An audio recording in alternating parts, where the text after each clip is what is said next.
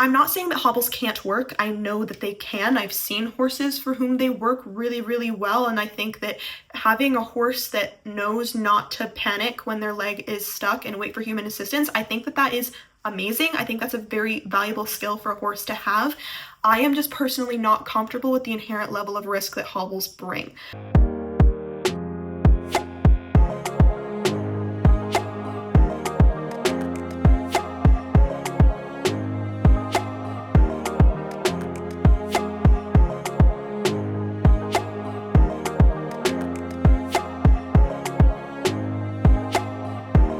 Hey guys, welcome back. I know I have taken a bit of a break from the Equestrian Reacts videos.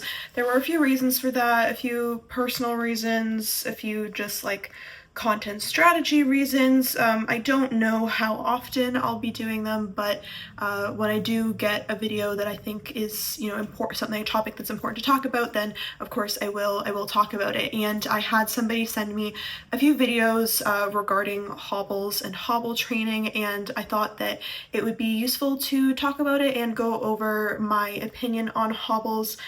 Spoiler alert, I'm not a huge fan, but let's check these videos out.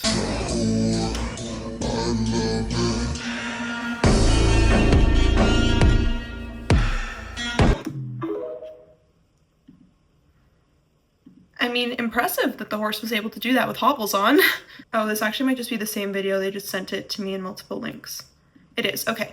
It's okay. They sent me one video, they just sent it in multiple formats, which I do appreciate. So, I mean, this horse seems to be fine for the most part. I mean, I can't see its like facial expressions when it's running away. I can't see if it's happy, calm, or anxious, but in general, this horse seems okay. So there are a few different reasons for hobbles. There are a few different reasons why people will utilize hobbles or utilize hobble training. Sometimes when mares are being bred, hobbles will be used on the back legs to try and prevent them from kicking out at the stallion. Sometimes in rural areas, people will put hobbles on their horse when there isn't an easy way to tether them traditionally, like, with the halter and the lead rope, to prevent them from wandering off. Some people will use hobbles to restrain a horse during medical procedures, but the most common reasoning that I tend to see for utilizing hobble training is to try and get a horse to be okay with having their movement restricted. Getting them to a point where they don't freak out when their legs or feet are stuck and won't move in the way that they normally want them to.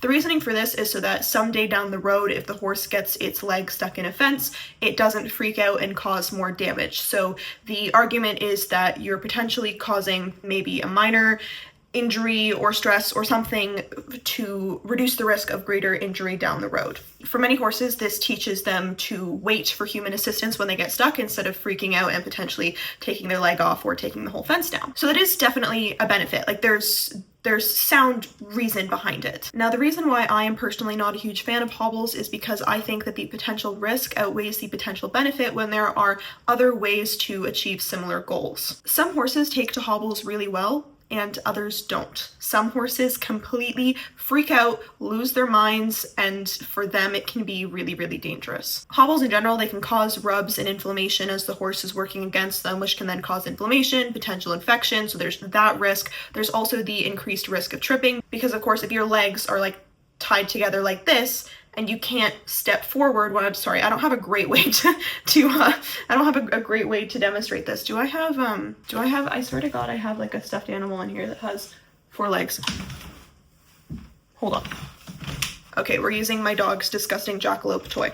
So if you're a horse oh my God, there's a hair on it. Ugh. If you're an animal that has 4 legs and you're used to being able to use your front legs like this, right? Walking like this, but your legs are tied together, so you can only move them like this, that can make a pretty decent tripping hazard. Just like for people, if our legs are tied together, we can't walk like this, or moving like this, we're more likely to trip. With horses, that can be more of a concern if they land hard or they land wrong on one of their knees. Their joints are very sensitive. Any injury to a joint has to be considered an emergency. And with horses, if they do, irreparable damage to one of their legs, they're kind of screwed.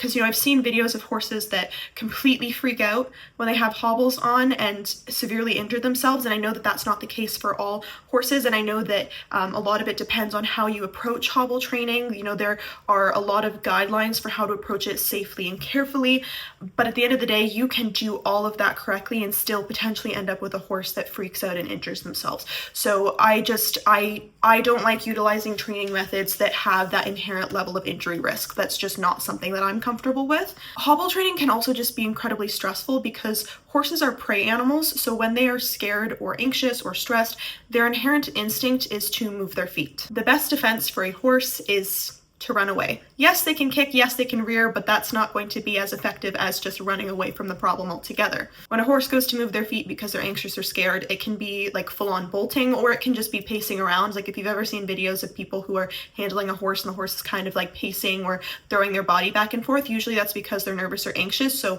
their instinct is to try to move their feet. And when you restrict a horse's ability to move their feet when they're anxious or stressed or scared, you are likely to cause the feeling to escalate, and then you can deal with big outbursts. So hobble training can be incredibly stressful for horses. That's why when you see horses that are hobbled that freak out, they're freaking out because they're anxious and scared that they can't move their feet properly. And I think that we do need to take potential mental and emotional impacts of training methods into account when we're trying to figure out what to do, because we can think to ourselves that, this is going to be in the best long-term interest of this horse, and it might be, but we have to try to determine whether or not that outweighs the potential stress or fear that we're causing our horse now. Because we also have to think that with horses, they can slip into learned helplessness very, very easily. Yes, it takes a repetitive or chronic stressor typically, but with horses, because of being prey animals, typically their response isn't to fight back, it's just to run away. So when they can't escape a pressure, when they can't escape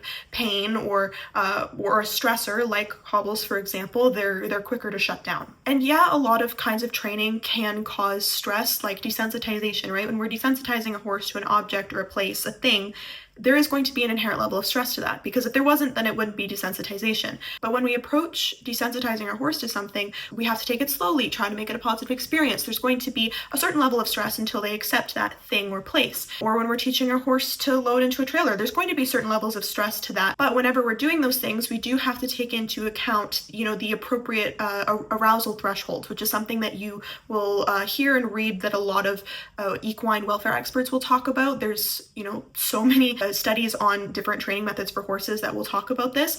And arousal thresholds, basically it's not what it sounds like.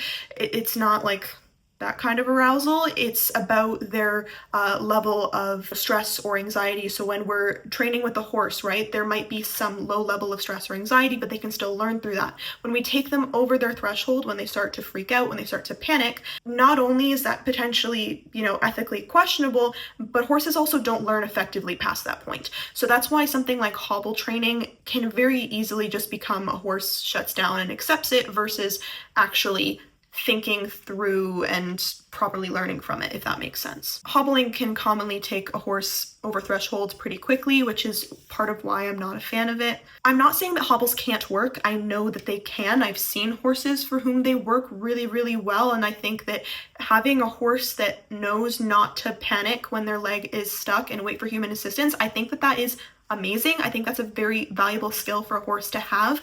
I am just personally not comfortable with the inherent level of risk that hobbles bring. I am not educated enough on hobbles to say that they are, abusive or they're always bad. So I'm not going to say that. I'm just saying that personally, I am not a fan of them. They're not something I would ever use for my own horse, and they're not something I would ever recommend to anybody else. But I'm not necessarily going to condemn them for everybody, because even if my inherent feelings about them are correct, I genuinely don't have enough education on them to be able to say that. And we also don't really have any studies about them. So we can't really say that they're always one thing if we haven't properly researched it. We can make assumptions and guesses based off of what we do know about horses. What we do know about horses would make me think they're probably not a very kind thing to use.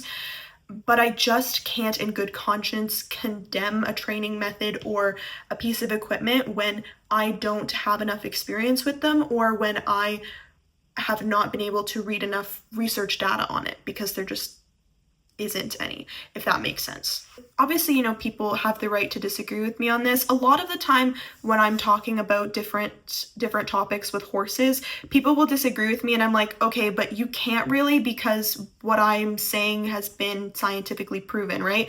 But with this hasn't really been. Like, we can, like I said, we can make connections based off of what we do know about equine cognition and the way that their bodies work, but we haven't studied hobbles really all that much. At least I haven't been able to find any studies that directly talk about hobbles. The only thing that I was able to find, and I wasn't even looking for this actually, this is something I had to read for for my equine behavior course I'm doing right now. This paper, which is Horse Training Techniques That May Defy the Principles of Learning Theory and Compromise Welfare, and this is written by Andrew McLean and Paul McGreevy, which are two of like the top equine welfare experts ever. They also wrote, Paul McGreevy wrote this, which is like the textbook for equine behaviorists and veterinarians. Amazing book, so much good information. This was written back in 2004 and it talks about all of these things that some people still have false conceptions about. But this goes through some different training techniques as well as some different equipment, and it does talk about hobbling very briefly. And it does say hobbling can be a dangerous practice for the horse because it may slip over as it does attempt to run or leap forward during its early experience of hobbling. You know, it does talk about the horse's instinct to fight against it, should not be used by novice handlers, how to do it safely. And it does say that we do need to do a lot of more research on hobbling to be able to determine whether or not it is ethical. But the fact that it was included in this paper, I think, is something to consider. So that's one thing to think about. But anyways, those are my thoughts on hobbles. I know that the person that sent this to me is also not a fan of hobbles and wanted a video that she could show to people when she's trying to explain the dangers of hobbling. So I hope that maybe this helped you out a little bit. You know, like I said, there are dangers to it. I am not a fan of them. I do think that hobbling is something that should be avoided if it can be. Like I said, I would never use it on my own horse. I would never recommend it to anybody. Anyways, I'm just gonna keep rambling. If I keep the camera rolling and I don't think I have really much else to add, I'm also need to leave for an appointment. But I hope that this video was potentially helpful for you. I hope that if you are like me and are not a huge fan of hobbles, that this kind of, you know, just makes you feel like you're not crazy, because some people will tell you that you are crazy for not liking hobbles or not liking a certain training technique. You reserve the right to feel uncomfortable about certain training techniques. So I hope that this makes you feel like, you know, you're not alone. If you potentially were thinking about hobbles, I hope maybe this gave you something to think about. Especially don't use hobbles if you don't know what you're doing. I think they should only be used by a professional. I mean, personally, I don't think they should be used, but if they're going to be used, right? But yeah, I hope that this gave you something to think about. If you have a topic that you would like me to talk about, you can let me know in the comments. If you have a video that you would like me to talk about, you can send it to my email address here. I'm not doing a ton of reaction videos right now just because there's a lot of reasons. I'll probably talk about it at some point, but I'm not doing a ton of them right now. But if there's something that I think really should be talked about, then I will talk about it. You can follow me over on Instagram and TikTok for more of my everyday life. And until I see you guys in the next one, please remember to think critically.